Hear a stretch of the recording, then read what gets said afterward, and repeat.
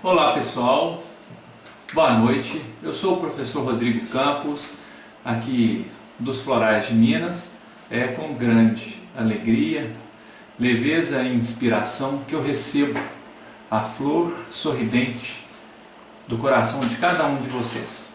Sejam bem-vindos a mais um encontro Florais de Minas, com a intenção sempre de conversarmos, trocarmos ideias florais, visando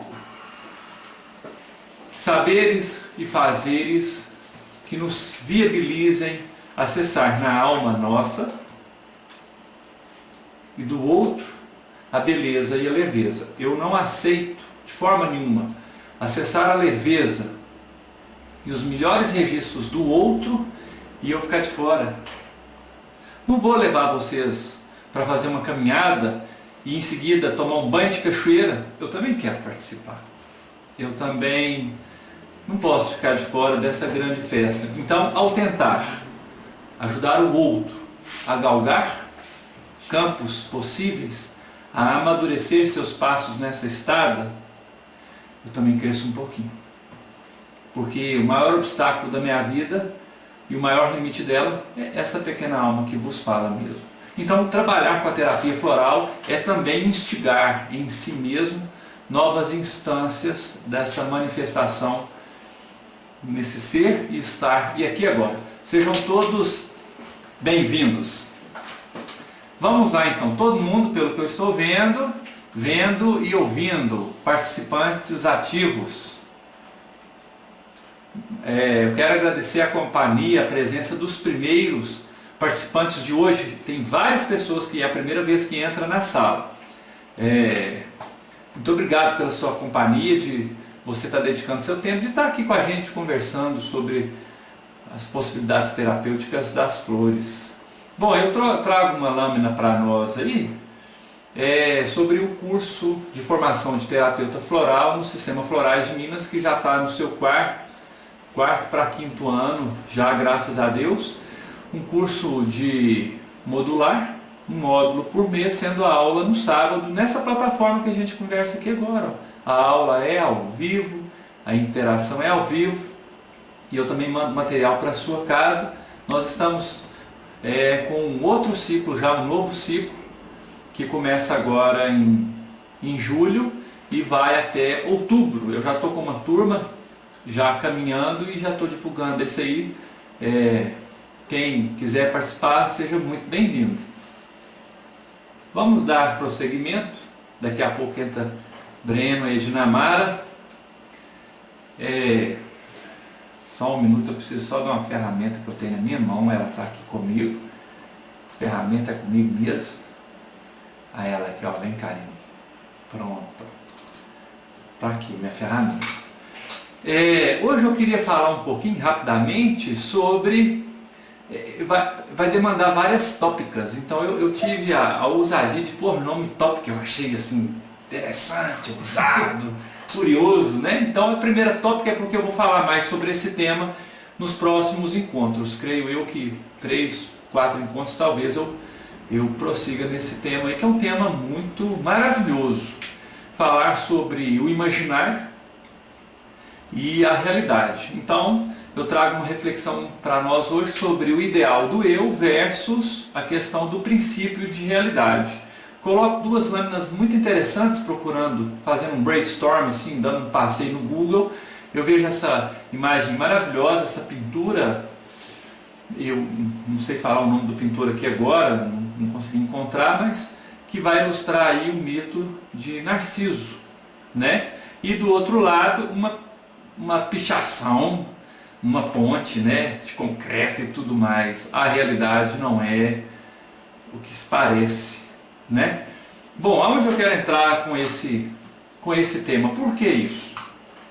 Nós, humanos, o que nos tirou da natureza foi o desenvolvimento da cultura, o aprimoramento da inteligência, e isso foi possível graças aos milhões e milhões de neurônios contidos em nosso cérebro. E olha que a gente só usa um pouquinho. Eu costumo dizer que o nosso cérebro ele tem um depósito nele de alguns bilhões de reais e a gente só usa um pouquinho do dinheiro, do recurso que está nessa conta, porque a gente não sabe exatamente os valores. Mas na verdade a gente não estimula ele da devida forma. Por quê? A gente perde tempo demais com problema, gente. Vocês não acham, não? Eu vou perguntar para o Brenner de Navarra. Vocês não acham, não? Nós patinamos demais, gente. Nós patinamos demais. Primeiro o pneu do carro fura. Nem formiga com equipamento escalada sobe no pneu, de tão careca que tá. Aí ele estoura. Dá aquele problemão na rodovia. Aí você para e pensa, gente, como é que eu não pensei nisso? E tal, e gasta um mundo de dinheiro e fica o dia inteiro na beira da rodovia passando trabalho por um pneu com calvície aguda, sem nenhuma garra. Não tinha nem como formiga escalar lá em cima se você colocasse no topo um doce de goiaba. Né? Então, o que ocorre? Nós convivemos juntos, um ao lado do outro, e se você der bobeira na sua convivência, nas reuniões de família, nas reuniões de trabalho, no dia a dia cotidiano de uma empresa X ou Y, tem conversa fiada demais, muita conversa fiada, muita conversa desnecessária. Bom, professor, onde você quer chegar com isso? Nos chama a atenção e estimula muito a comunicação cerebral precária, conflito e problema. Só que aí vem um paradoxo. O conflito ele é desenvolvedor da personalidade e amplificador da consciência. Mas ela não amplifica só na base do conflito, não. Ela amplifica com música clássica. Ela amplifica com meditação. Ela amplifica com a boa intenção. Com certeza. Não precisamos dar dor para fazer uma caminhada. Não precisa que o ortopedista fale com você. Minha querida, leve seu corpo para passear, senão nós vamos ter que colocar uma bagatela enorme de medicação aí. Como é que nós vamos fazer? A fibromialgia fala, eu queria tanto sentir prazer com o meu corpício, mas o corpo dói, as fibras doem. Por quê? Porque o desafeto, a angústia, a melancolia, a falta de jeito com a própria sexualidade faz o corpo inteiro entrar num processo de microinflamações. Que desgosto para o corpo. E o corpo fala, ninguém vai fazer nada por mim. Então o ser humano desenvolveu o imaginário, desenvolveu a fantasia para compreender um pouco essa realidade. Só tem um problema. O rabo do macaco, quando é grande demais, faz o macaco tupicar e cair da árvore. A onça está lá embaixo e nha. Sempre tem a onça lá embaixo. O que é a onça, professor? É o real, é a pichação. Né? O real sempre nos escapa. A consciência nunca deu e nunca vai dar conta de cercar todas as possibilidades. Um ser humano não dá conta de fazer tudo. Não dá conta. Né? Eu consigo fazer vários reparos no meu carro. Não faço. Por quê, professor? Porque o tempo de eu estar fazendo reparo no meu carro, eu prefiro deixar na oficina para que ele seja feito, para que eu possa fazer outras atividades. Não quer dizer que eu não dê conta. Não quer dizer que o Breno não dê conta de cuidar do sítio. Ele consegue muita coisa lá. Dinamara e eu também conseguimos. Mas a gente não pode, porque a gente está fazendo outras coisas, concorda? Uhum. Dá vontade de fazer, não dá? Dá. Não dá, Dinamara? A casa de Dinamara, gente, é florida demais. Vou falar isso aqui, esse babado aqui ao vivo. É um mimo, chama quintal, como é que chama aquilo lá? Alameda? Como é que chama? Pomar. É o pomarzinho dela. O pomarzinho dela, gente, é top, dá até para perder lá. Tanta vegetação. E eu vi lá no início, e tenho a oportunidade de ver recentemente como que está, muito florido, muito arborizado, muito bem cuidado, que ela faz questão. Mas eu tenho certeza que existem pessoas que ajudam ela nessa tarefa. Eu estou certa, Dinana? Ela gostaria de fazer tudo sozinha. Não tem jeito.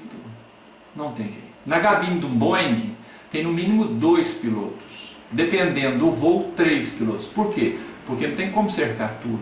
Esse é o real. Ele nos escapa. Não adianta faniquito do ego. Não adianta mecanismos de defesa. Outro dia vamos conversar sobre isso. Algo nos escapa. A ansiedade, os sintomas, a angústia, os comportamentos obsessivos, os comportamentos fóbicos, os comportamentos histéricos, os comportamentos delirantes, os comportamentos tóxicos da perversão, de nada adiantam. Nós não podemos tudo. Não fui eu que falei. Galileu Galilei que falou, nós não somos o centro do universo.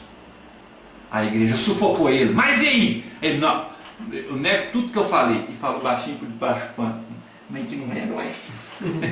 Mas que não é, não é. Ele falou baixinho e passou. Mas no final da vida dele ele assumiu. Realmente é, e lançou uma bibliografia que mudou drasticamente a concepção de realidade do ser humano. A informação devida é capaz de mudar a formação do ser humano quando este sabe utilizar estes recursos. A terapia floral, ela é para mim, um buquê múltiplo de possibilidades, de acessórios, para que possamos lidar com o desenvolvimento nesse planeta. Por quê? Porque Deus é sábio. Bobo sou eu, sinceramente. Ele não ia nos deixar desamparados. Recomendo uma leitura. Evangelho Apócrifo de Adão e Eva. Faz uma leitura para você ver. Fica esse convite. Mas por que, professor? Nesse Evangelho Apócrifo, Deus mostra a compaixão por Adão e Eva e mostra o ciúme de um anjo que foi dado a tarefa de ressuscitar Adão e Eva mais de 4 vezes. Enquanto Adão e Eva descia do paraíso, o caminho era cheio de pedra, lago, cachoeira, muita fauna, muita flora. Eles vieram a dormir permanentemente, quer morrer? Várias vezes. E o anjo chegava perto de Deus e falava assim, aqueles que estavam aqui, é a fala do anjo, aqueles que estavam aqui dormiram. Dormiram. Deus falava com ele, pois vai lá e os acorde. E os proteja. E os auxilie a chegar aonde devem chegar. Aí a tristeza de Adão era tamanha que ele pegou uma pedra e atirou contra ele mesmo. E Eva fez o mesmo. Romeu e Julieta, Shakespeare. Aí o anjo volta de novo. Aqueles deram com a pedra na cabeça e dormiram. E Deus falava com o anjo, pois vai lá e os levante novamente. E aí, uma hora, o anjo, não satisfeito pela 5ª ou 7ª vez, não me recordo agora exatamente, fala com Deus assim, aqui, eu tenho uma pergunta para te fazer, mestre. Por que eles fizeram o que fizeram aqui e o Senhor me pede para acordá-los várias vezes? Por que tamanha compaixão e cumplicidade com esses dois caídos? E Deus responde, você sabe quem eu sou e você sabe o que tu és. Eles não. Eles não entenderam isso ainda. Por isso não compreendem ainda. Ainda não compreendem aonde estão. Mas o tempo deles será chegado. Pesarei você de forma diferente da deles. Porque eles não fazem por mal. Eles não entendem. Mas você entende. Olha que fala fantástica. Nesse sentido, tem uma essência floral bacana. Tem várias, mas vamos começar com uma. Tem que começar com uma. Né? Ela está chegando aí. Um mimo, uma fofura. Para eu que sou apaixonado com aviação, eu tenho parentesco com Dédalo, sabia, Breno? Eu olhando minha árvore genealógica, eu tenho negócio com Dédalo. Dédalo apaixonado com tecnologia para utilizar os recursos. Mas Dédalo, muita sabedoria, muito discernimento. Teve seu filho Ícaro, muito curioso, muito forte, muito sagaz, quer viver, quer se manifestar. E Dédalo mais calmo, não tinha o furor, não tinha aquela, não, vamos com calma, porque já tinha vivido muito, já tinha visto exércitos caírem, exércitos se levantarem. Então, nesse sentido, Dédalo apaixonado com a aviação. Eu também, apaixonado com a aviação. Gosto muito dela, inclusive tenho a oportunidade de praticar, sou piloto de parapente. O avião mesmo, propriamente dito, eu já fiz algumas aulas, mas percebi que ia me demandar um investimento muito grande de tempo, econômico, enfim, percebi que não é uma aventura da minha envergadura por enquanto, não. Mas estou satisfeito com o voo livre, mas continuo estudando a aviação como um todo, porque ela é muito apaixonante. Ícaro é uma essência floral para o indivíduo que quer voar, ele quer galgar, ele quer crescer. No imaginário dele, né, no ideal do eu dele, ele quer ter conhecimento, ele quer ter acesso a recursos, ele quer sobressair de alguma forma, ele quer liderar pessoas, ele tem um espírito, ele vê de forma diferente. Quando eu decolo com parapente e ganho 2.500 metros de altitude, eu tenho a honra de não ver cerca. Gente, eu tenho uma preguiça com cerca, não posso negar, né? Não posso negar isso, meu amado. Eu tenho uma preguiça com cerca, por quê? Estou eu escalando 200 metros de altitude, toco com a cerca no meio do caminho da serra e penso comigo, gente, como é que uma vaca vai acessar essa cerca? Como é que uma pessoa vai acessar essa cerca? O que essa cerca está fazendo aqui? Então o ser humano, ele tem uma compulsão de limitar, isso é meu, aquilo é meu. Quando você levanta 2.500 metros de altitude, você vê a vegetação, você vê as nascentes de água, você vê os córregos, você vê os pássaros, você vê a criação divina. Você vê como que ela é ampla e ela é para todos.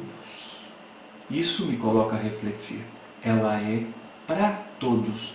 Me lembra a Igreja Católica com suas portas abertas, 7 horas da manhã, só fecha de noite. Sempre aberta. Sempre aberta para quem quiser passar lá e falar um oi com Deus. No tempo lá e no tempo da própria alma. Então a essência floral Ícaro trabalha o quê? A sabedoria, o discernimento, o devido conhecimento para que você tenha condições de decolar, fazer seu voo com qualidade e fazer seu pouso. Professor, o que é mais crítico na aviação? A decolagem e o pouso. É o ponto mais crítico. Por quê? Porque é muito perigoso quando você está próximo do solo. Porque se você voltar para o solo rapidamente, você não vai sobreviver. O ser humano não aguenta mais que 1,5 km de queda. Ele não vai aguentar isso, né? Seriam em torno de 150 kg de pressão, o corpo humano não vai resistir a isso. Então a gente não pode tentar decolar e vir para o chão rapidamente, que pode virar óbito. E quando você está para pousar, você está aproximando do chão. Você não pode chegar perto do chão rápido. Você tem que chegar com muita calma, com muita delicadeza. É como namorar uma moça mineira. Tem que conversar com calma, baixinho, com paciência, com moderação, para ela ir pegando confiança em você e ir percebendo quais são suas reais intenções e suas reais capacidades. A essência floral Ícaro trabalha a pessoa que no imaginário ela quer fazer rápido, depressa, de forma abrupta, só que ela esquece do conteúdo. Não adianta eu dar para você um diploma se você não tem o percurso. Como é que nós vamos fazer? Que conhecimento você vai ter sobre aquilo? Então, quando você queima etapas, você está colocando fogo nos dedos dos seus pés, até boicotar a sua caminhada. Ou seja, você está quebrando os seus recursos quando você procura demais contornos para a sua caminhada. E o importante para fazer uma caminhada na serra é o percurso que fortalece as pernas, purifica o coração e eleva a nossa alma, porque a natureza ela tem muita energia para nos oferecer. A essência floral Ícaro, então, ajuda o indivíduo que quer mudar a sua realidade para melhor, mas faz pouco para isso. Ou seja, é um antídoto que trabalha a desalienação. Ela nos tira esse excesso de imaginário e nos mostra para colhermos milho, preparar o solo, colocar a semente, cuidar dele, até que a espiga chegue no seu ápice, para que a gente possa ter o devido alimento em nossa mesa. Um beijo no coração. Tchau, tchau.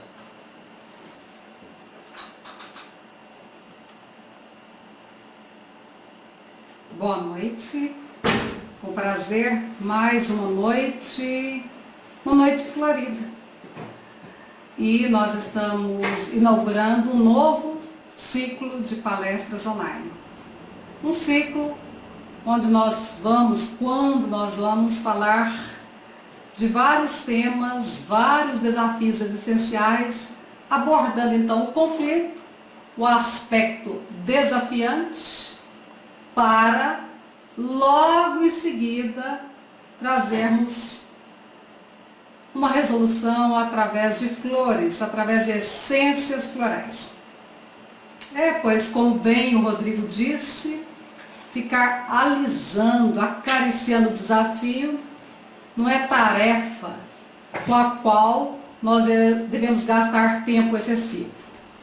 É observar, compreender e acessar a outra polaridade, o equilíbrio. Como se diz, reconhecer, mas não se identificar. Porque a nossa verdadeira identificação deve ser com o que nós realmente somos. E o que somos? Luz. Então, o novo ciclo se inicia e eu trago hoje como tema ansiedade. A terapia floral nos distúrbios existenciais com o tema ansiedade. E o que vocês podem perceber aí na lâmina do fundo são as flores da gabirobeira, planta da qual nós extraímos a essência floral Psidium. Uma essência floral muito útil também para uma questão ligada à ansiedade, mas quando a ansiedade já está praticamente manifestada no corpo físico.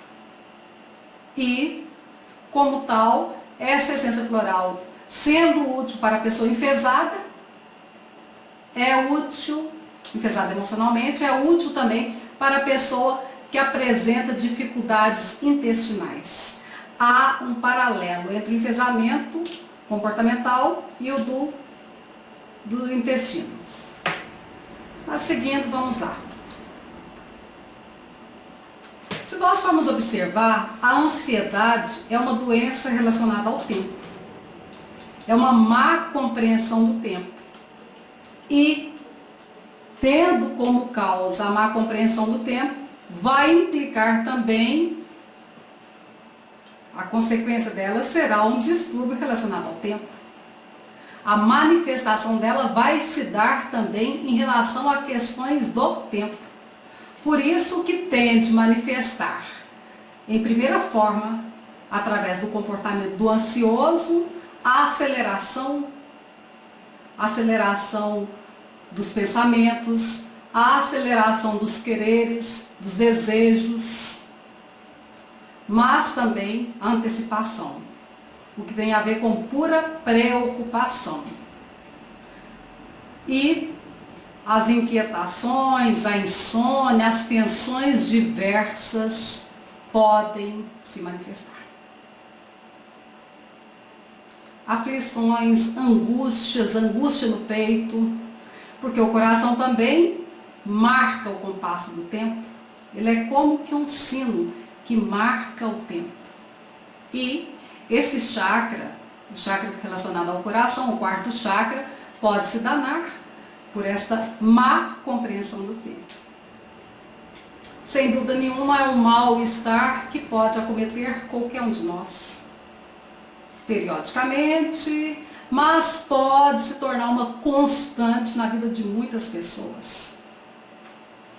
E enquanto questão emocional, questão comportamental que se torna constante, vai trazer, em consequência, manifestações do corpo físico, porque podem saber, gente, o nosso corpo físico vai tentar de todas as maneiras equilibrar essas questões comportamentais.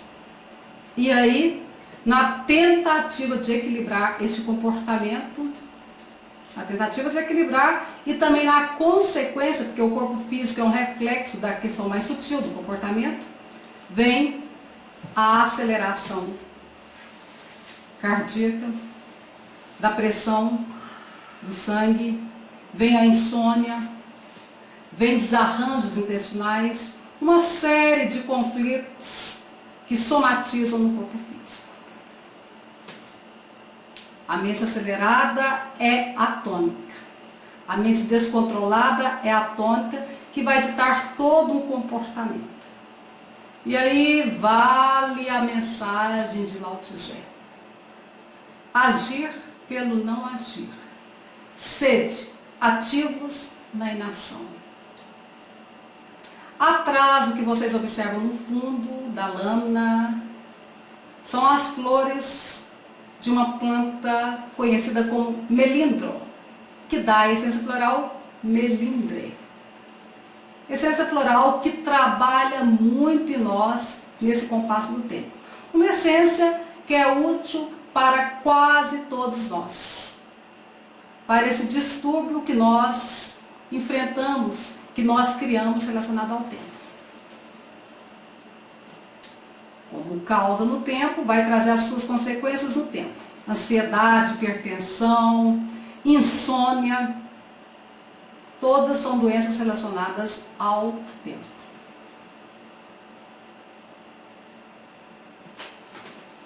Bom, como recurso nós podemos encontrar várias saídas. Exercícios, yoga, várias questões podem nos ajudar. De preferência, as menos drásticas. Mas nós podemos utilizar o recurso de nossa mente, o recurso de nossa compreensão, compreendendo também que a causa básica de todos os males está na questão também de não compreendermos o sentido mais profundo de todos, que é da unidade. Então, quando nós nos percebemos como seres isolados, fragmentados, seja consciente ou inconscientemente, quando temos essa percepção que somos isolados, quando somos fragmentados, inevitavelmente vem toda a sorte de medo, conflito, interno e externo, e isso toma conta de nossas vidas.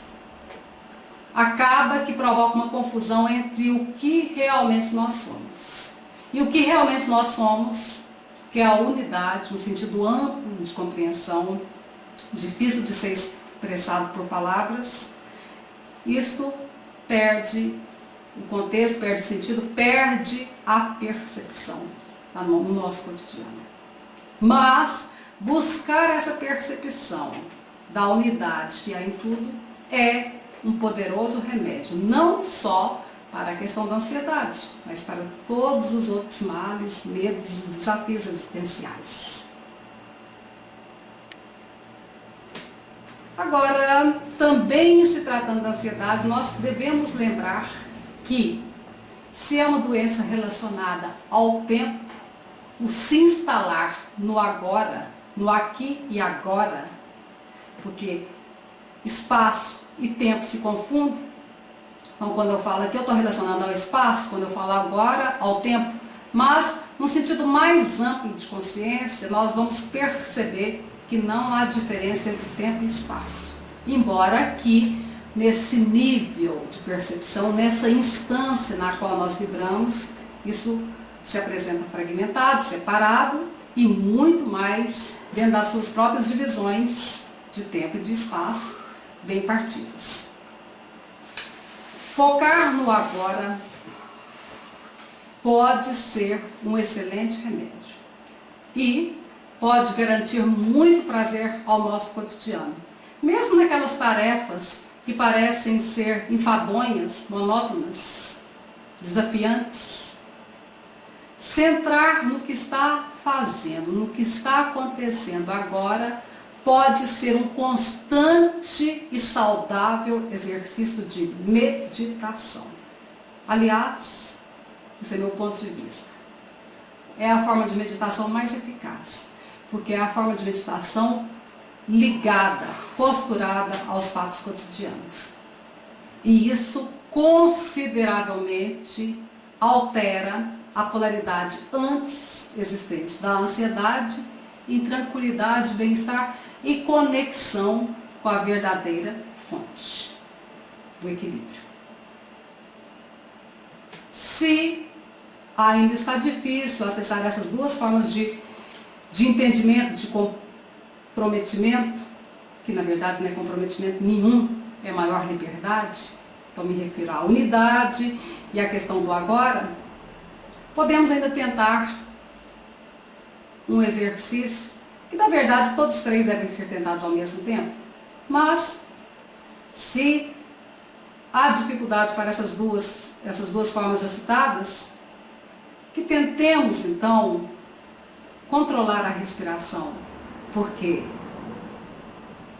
uma mente desorganizada não consegue permanecer desorganizada quando a respiração se organiza. Em sentido mais profundo na etimologia, mente e o processo de respiração têm pura relação. Se queremos controlar nossa mente, nossos pensamentos, basta controlarmos nossa respiração. Prova evidente disto é, até pegando a polaridade negativa, é que quando nós estamos ansiosos, com a mente acelerada, a respiração também tende a se acelerar.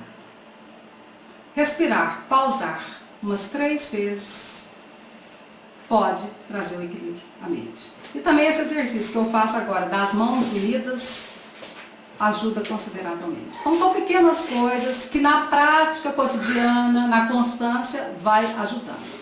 E o que aparece aí no fundo é uma essência floral que tem relação também com esta conversa. A essência floral da verbenácea. Aliás, a planta da qual nós extraímos a essência floral, verbenácea.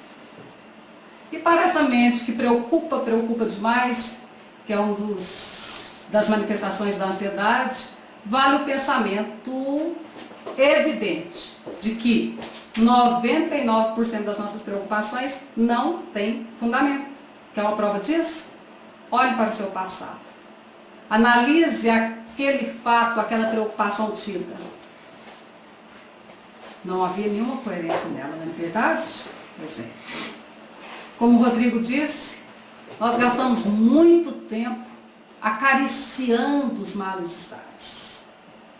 Aqui não é uma postura estoica, não é uma postura de querer estar além da condição humana, mas é acessar também uma condição mais abrangente para não ficarmos vibrando como um sub-humano comportamental. Talvez já tenhamos condição de ultrapassar esse nível de frequência. Esse nível de frequência que traz colapso para o próprio corpo físico. E nesse sentido aí, então, eu preciso realçar que dentro dos florais de Minas, entre todos os produtos que nós temos, serênio é a chave para essas questões. Várias terapias podem ser associadas ao uso dele, como o próprio recurso de saber coerentemente pensar, organizar os pensamentos através da respiração, centrar no agora, compreender a abrangência da vida. Mas sereno também, se nós temos dificuldade para essas artes, sereno favorece. De todos os produtos organizados, produzidos nos florais de Minas, sereno é o que ganha mais tempo, porque o lote dele, a produção é maior, é o que ganha mais tempo, mais ocupação nos nossos laboratórios. Isso já mostra o padrão comum, o padrão mais requerido por todos nós, ligado à ansiedade. Se é o mais produzido, é o mais consumido. E este produto, dentro da categoria da terapia floral, não se trata de uma fitoterapia, mas trata da associação de um conjunto de essências florais com um conjunto de cocções florais que vão, então, nessa conjunção, agir pela sinergia. Ou seja, cada elemento, cada componente faço a ação, mas a associação, o conjunto, cria uma outra espetacular ação. Então, rapidinho aqui, enfoco um pouco da composição, bem rapidamente, só para vocês compreenderem, e lógico também é que muitas outras componentes aqui não vão ser citadas. Mas observe, empates, esta florzinha tão conhecida, que é o beijo, beijinho, trabalha bem como o próprio nome, como a própria etimologia diz nas questões de impaciência. Manifestação típica do ansioso. Pela assinatura, pela maneira de propagar, pela etimologia, esta planta retrata em uma das suas qualidades esta questão da personalidade ansiosa. Mas o que esta essência floral quer fazer, e ela está dentro do sereno, ela compõe o sereno, o que ela quer fazer conosco é acionar esse compasso equilibrado dentro do tempo. Muito útil para as pessoas aceleradas, pessoas que falam depressa, pessoas que não têm paciência com outras atividades, com os outros, com a necessária espera para cumprir o tempo requerido. Então, para aceleração.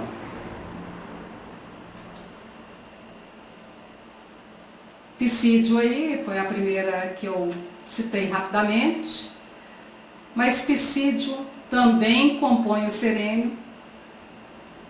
Psídio já atinge quase que o corpo físico em sua atuação, pois retrata a personalidade que, devido à tensão interna, o esticamento interno, seu próprio corpo físico já tende a manifestar, a mostrar esses sinais.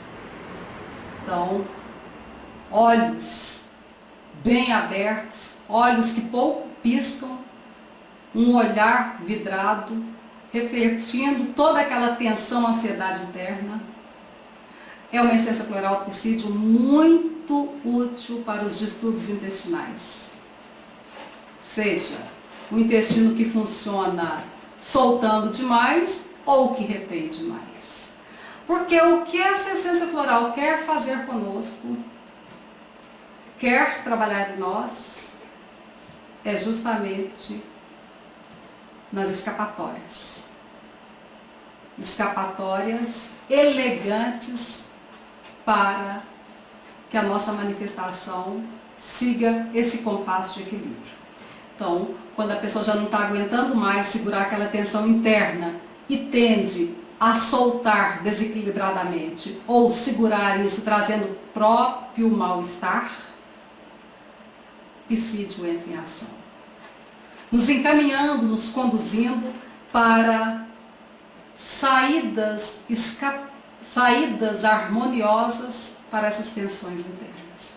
E muitas vezes aquilo então que requeria para a personalidade de desequilíbrio, requeria um maltrato, um xingo, uma falta de controle consigo mesmo, tende, com o uso de Psídio, a se manifestar de maneira delicada, harmoniosa.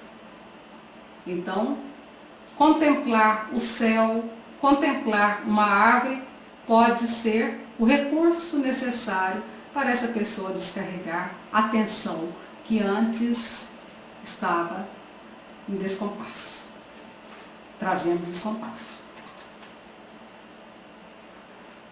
Momórdica, para essa aceleração mental, essa ruminação mental.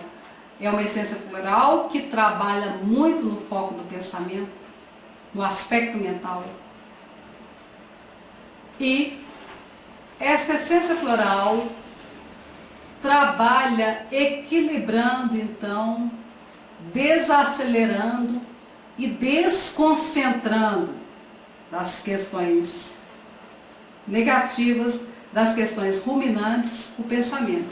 Dando, então, concedendo, então, vazão para livres e harmoniosos pensamentos.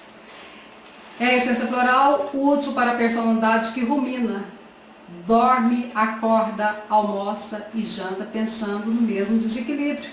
E é sim no mesmo desequilíbrio, pois até então nós seres humanos não nos habituamos à questão de repetir equilíbrios, pensamentos equilibrantes. Mas fica aí como uma dica que pode trazer muito bem-estar.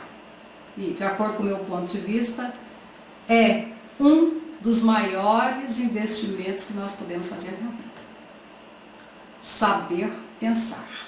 Arquitetar os pensamentos de modo que eles nos encaminhem para emoções também edificantes.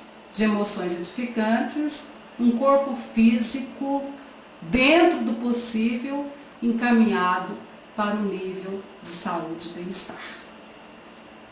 Prosseguindo, vamos ver mais uma, fúcsia. Essência floral ansiolítica, muito útil para as insônias, perturbações, preocupações excessivas, para a dificuldade também de enfrentar essas questões mais aceleradas da vida, essas questões mais desafiantes, a dificuldade então de enfrentar isso e que busca escapatórias em outras questões mais, em vícios. Pois como válvula de escape, a ansiedade pode buscar compensações. Fúcsia trabalha então no saudável confronto com a nossa realidade. Levando em consideração que a realidade é um ponto de vista e a realidade muda constantemente. Mas quanto mais centrados estivermos, e me refiro a esse centramento como um centro do interior, centrados naquilo que realmente nós somos, aí a tendência é nós nos conectarmos com saídas naturais, como as águas das cascatas que vão fluindo e trazendo benefícios. E por falar em água de cascatas, gente, é interessante que essa planta, ela possui, no que mostra aí no cantinho, não deixando passar em branco, uma pequenas células nas folhas, chamadas estômatos aquíferos, que canalizam, que aglutinam o líquido da folha. E no decorrer do dia, no decorrer das horas, isto vai ficando tão encharcado, vamos dizer assim, na linguagem mais popular, que vai escorrendo pelos contornos da folhinha até pingar. E é esta ação, é isso que dá a esta planta o nome popular de lágrimas de Jó, porque literalmente ela chora. Brinco de princesa vem em relação ao formato dela, que parece mesmo um brinquinho. Mas entre esses dois nomes há um paralelo que não pode deixar de ser mencionado aqui. Brinco de princesa, o que enfeita, o que alegra, o que, de certa forma, mascara. Lágrimas de Jó, sofrimento. Essa essência floral é útil para a pessoa que está gravitando nessas duas polaridades, escondendo, mascarando o seu sofrimento. É por isso que a essência floral fúcsia, feita das flores do brinco de princesa, é útil para trabalhar no saudável confronto com as questões que recusamos confrontar. Aí cai bem dentro da ansiedade, porque volta aquela frase mencionada no início. Reconhecer, ou seja, confrontar, mas não se identificar. Porque se a gente se identifica com esses males, nós não temos recurso para realmente trabalharmos neles. Bom, e tudo isso sobre o sereno, sobre a composição do sereno, vocês podem encontrar nessa literatura. Tantas coisas mais temos para dizer, mas deixemos para uma outra oportunidade. E fiquem vocês com essa tranquilidade que pode ser concedida pelo saber pensar, levando em consideração que 99% das nossas preocupações não tem fundamento.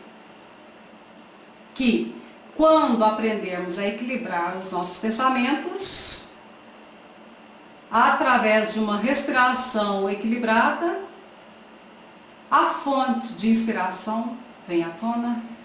Mas que esse quando também não seja levado para depois, mas que esteja instalado no aqui e agora.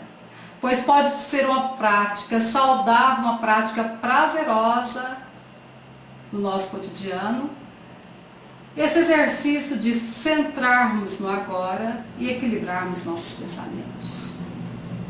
Nesta atitude sugerida, que é uma atitude que eu sugiro principalmente para mim, e ela tento praticar com constância, então nessa serenidade, desejo a vocês uma noite tranquila de bem-estar.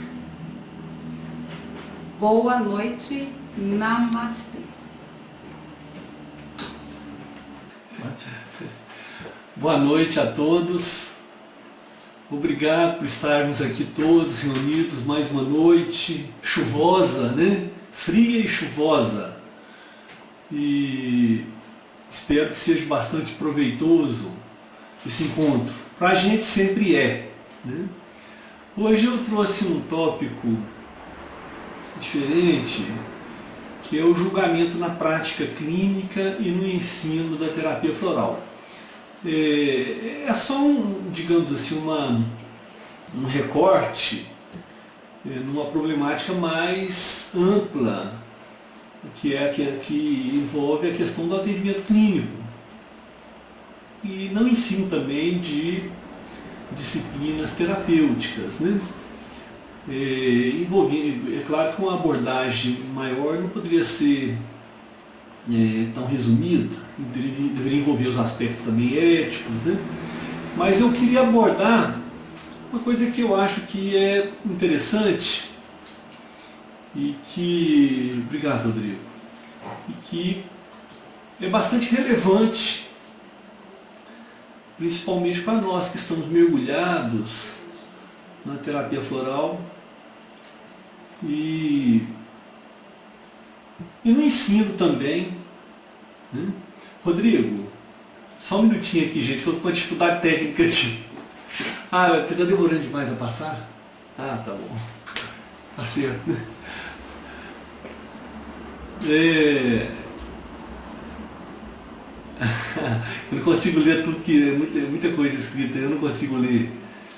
Mas vocês observam que uma coisa que é bem prática na terapia floral, tanto no... Rodrigo, de novo, está passando automático aqui, o que eu tenho que fazer aqui? De novo, outro socorro técnico. Não é aqui que aperta? Parou? Parou. Aperta, é aqui? Ó, aqui. Name play. Aqui, ó. Ah, então, bom. Gente, eu acho que eu andei apertando coisa errada aqui. Você quer essa lâmina mesmo? Essa mesmo. Tá ótimo. Uma coisa que assim, que não tem a menor dúvida que ocorre na terapia floral, tanto no ensino quanto no atendimento, é que a gente se depara com uma série de informações íntimas, né, em maior ou menor grau, das pessoas que nos procuram. E durante também o ensino, nos cursos, né, aqui, a gente está sempre, de alguma maneira, falando de uma outra pessoa, ou de nós mesmos, é claro, mas muitas vezes exemplificando com casos, ou no atendimento clínico, nós somos levados, às vezes, a avaliar, para poder escolher uma essência floral adequada, ou para descrever uma essência floral adequada. Então há sempre envolvido no terapeuta, no papel do terapeuta ou do professor, uma necessidade de julgar, né? E a postura desse julgamento ela é muito importante para o sucesso do terapeuta, para o sucesso do professor, né? Olha que coisa interessante, a eficácia nesse sentido, ela acaba dependendo também do terapeuta, em certo sentido, sim, né?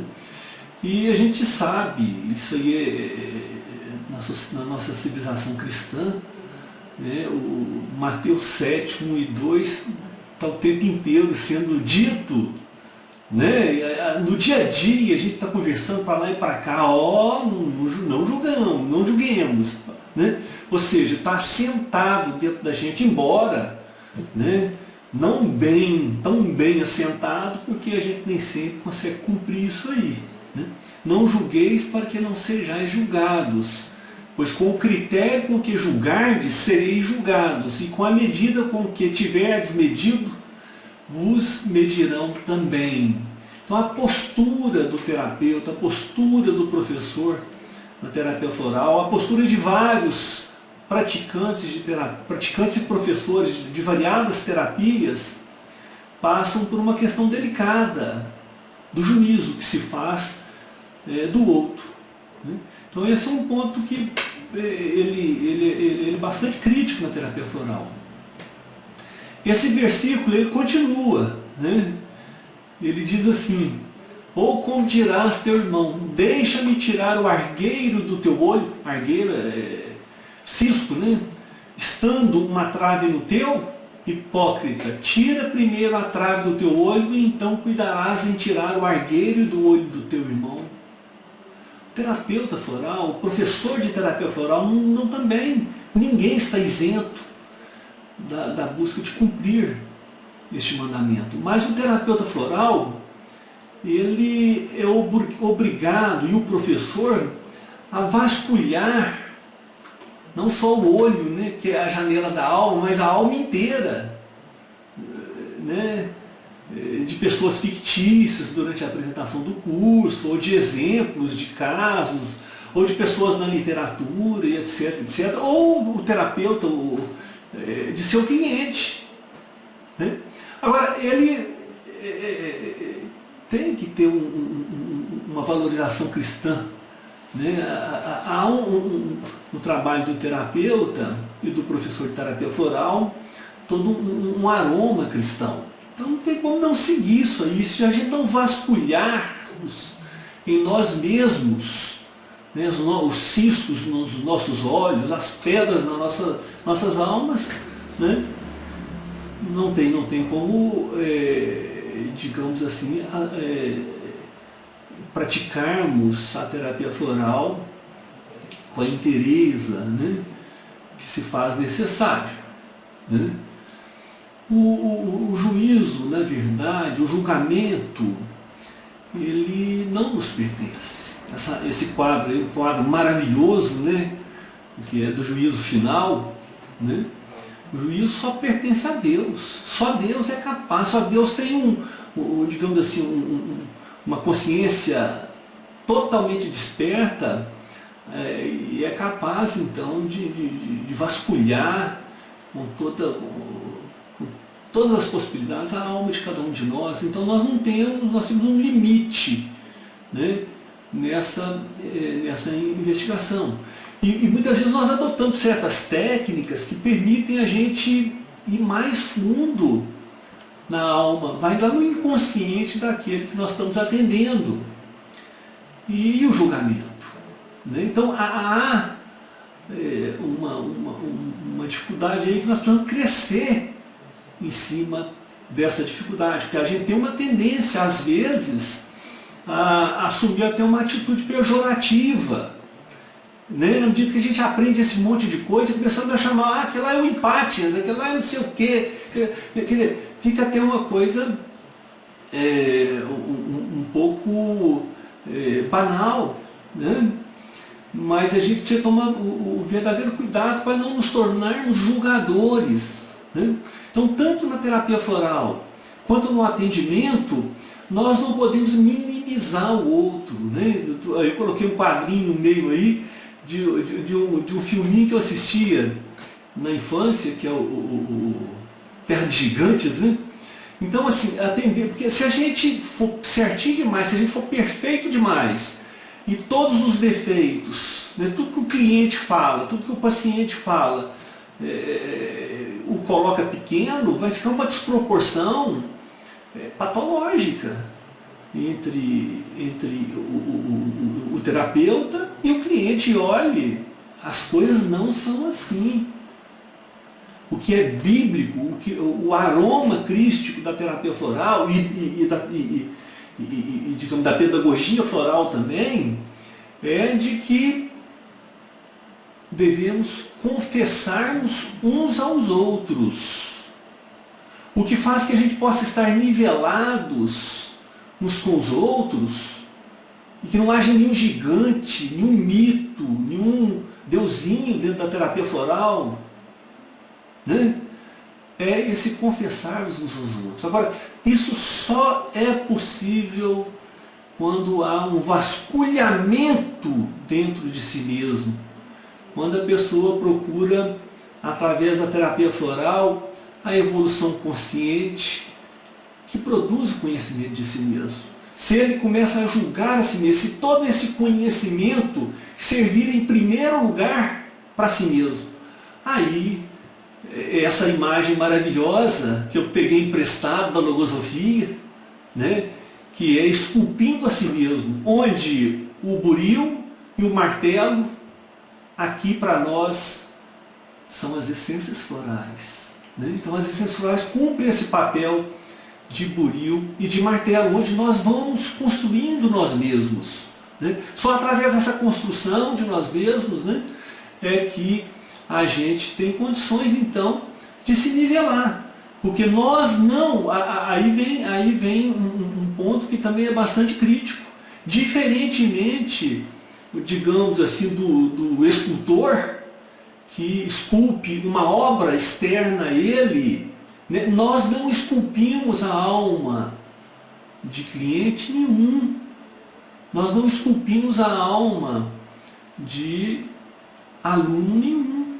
Não podemos, não devemos, isso é impossível.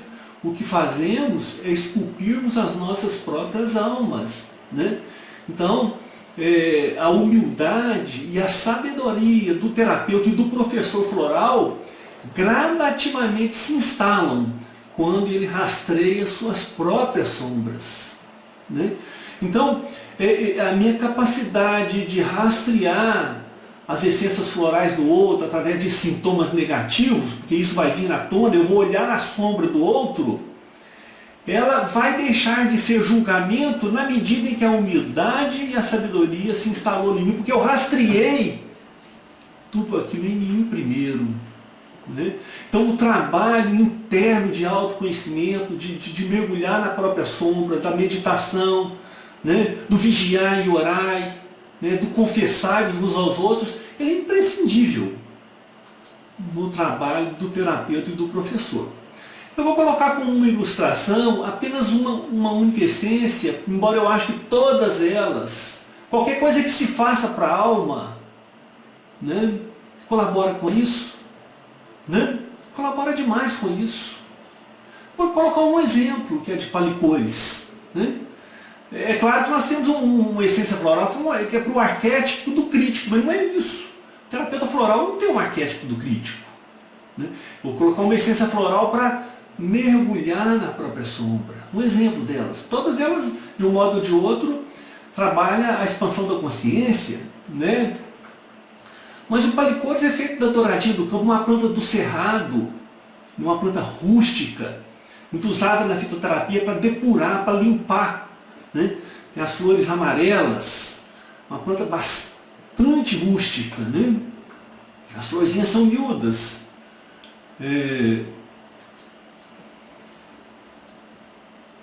Esta planta, na prática, ela nos ajuda quando há uma tendência da gente se desviar daquilo que é mais negativo, que é mais sombrio, naquilo que nos incomoda, naquilo que realmente a gente procura ocultar. Ora, como vão ser um terapeuta floral, um professor floral, se nós nos esquivamos de tratar a nossa própria sombra, a nossa própria alma? Né? Então, quando eu digo isso, estou querendo dizer que eu estou pronto também, não. Estou no mesmo processo que todo mundo. Estou no mesmo barco. Né? Essa é uma essência floral que traz coragem para enfrentar aquilo que é ameaçador, aquilo que é funesto. Então é um clareador da mente. Né? E ajuda muito também nos momentos de provação, nos momentos de angústia, onde há ou quando aflora, vamos dizer assim, toda essa sombra vem à tona e a tendência nossa é fugir, né? É rejeitar aquilo e fugir. Né? Então essa é uma essência floral iluminadora, é farol, é lanterna, mas lanterna não é jogada no outro, não, é jogada para dentro de nós mesmos. Né? Essa é para vasculhar porões onde vivem aqueles, digamos, animais, né? Que têm vida própria e que nos assombram. Né? Então é uma essência floral muito importante para o terapeuta floral, que na condição de um discípulo, que está na senda da evolução espiritual, na busca da luz, é muito importante. Então, gente, eu gostaria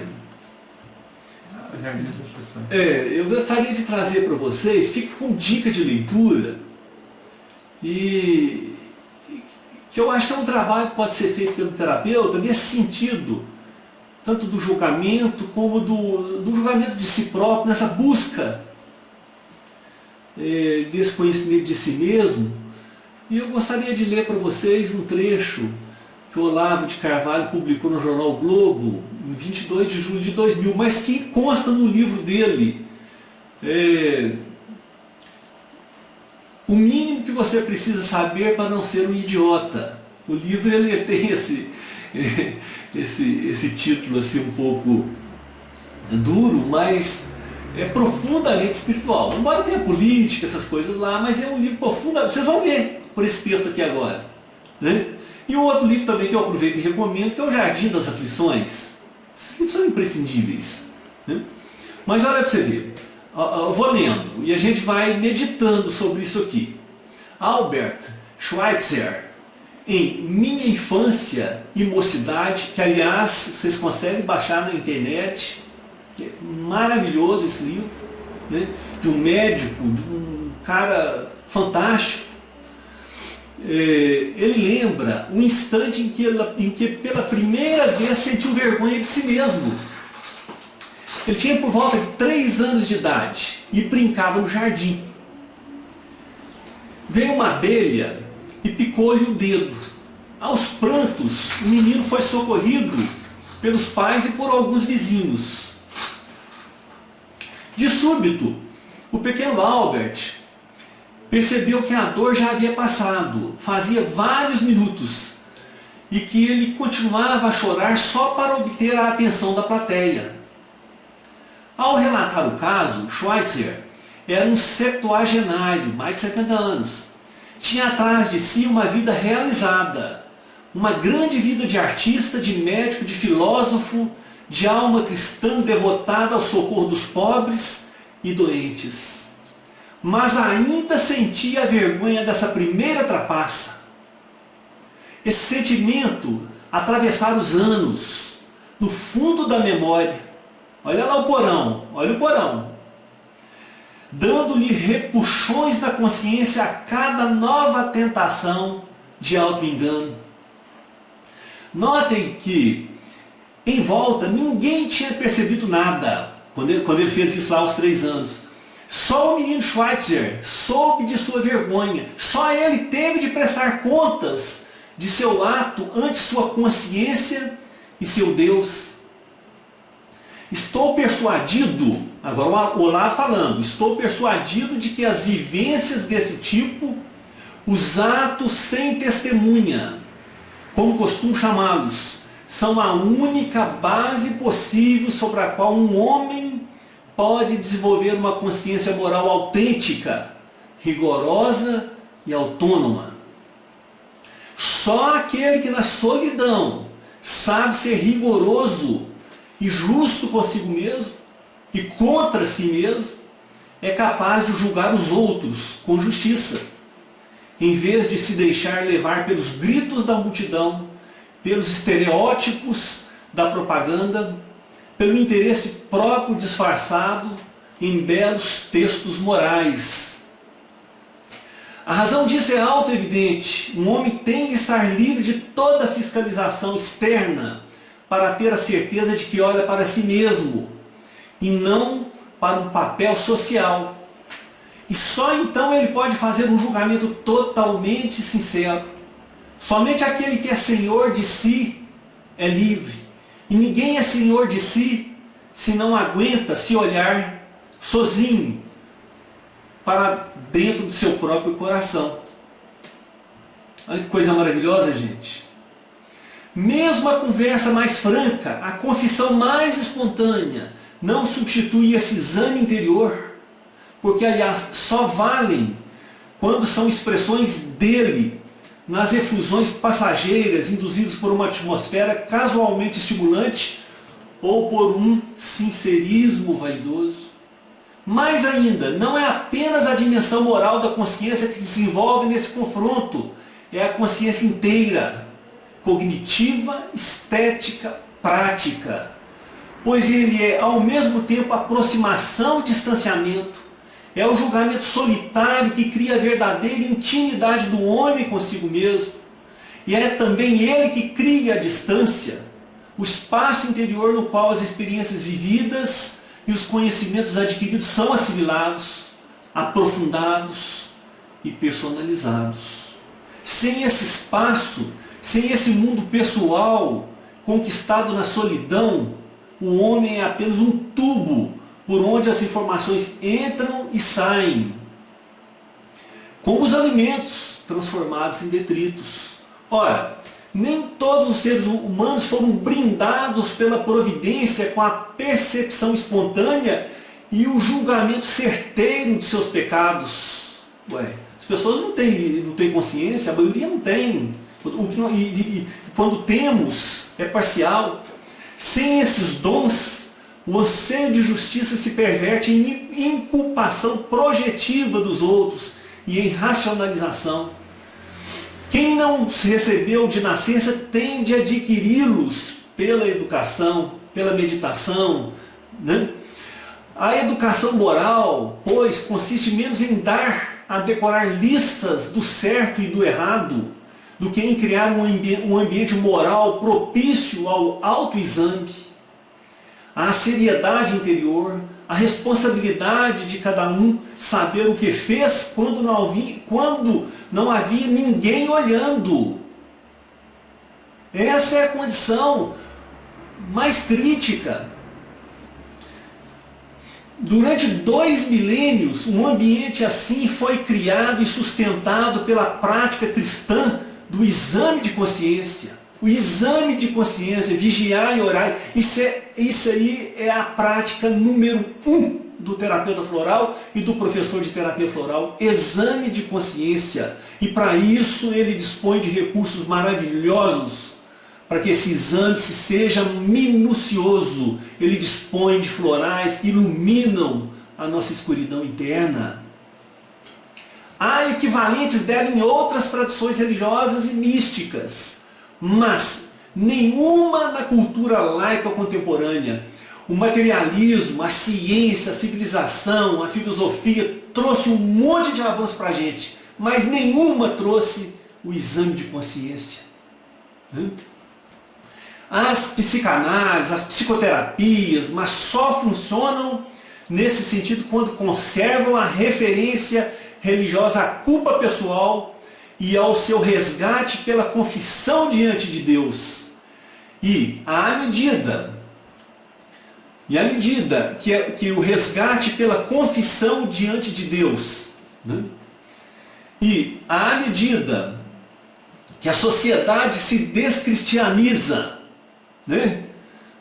Ou seja, perde a espiritualidade, essa referência se dissolve e as técnicas clínicas tendem justamente a produzir um efeito oposto, a abolir o sentimento de culpa, trocando-o, ora por um endurecimento egoísta, confundido com maturidade, ora por uma adaptatividade autocomplacente, desfibrada e cavajeste, confundida com sanidade. Ou seja, você tem que se adaptar, vale tudo, né?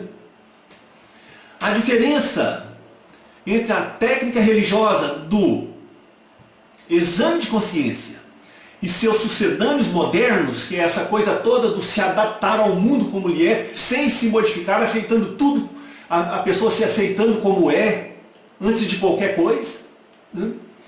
Ou seja, não há, digamos assim, uma inquietação espiritual. A inquietação espiritual está sendo, inquietação moral, espiritual, está sendo colocada como patologia. No entanto, ela é advinda do exame de consciência, ela é primordial para a sanidade da alma, né?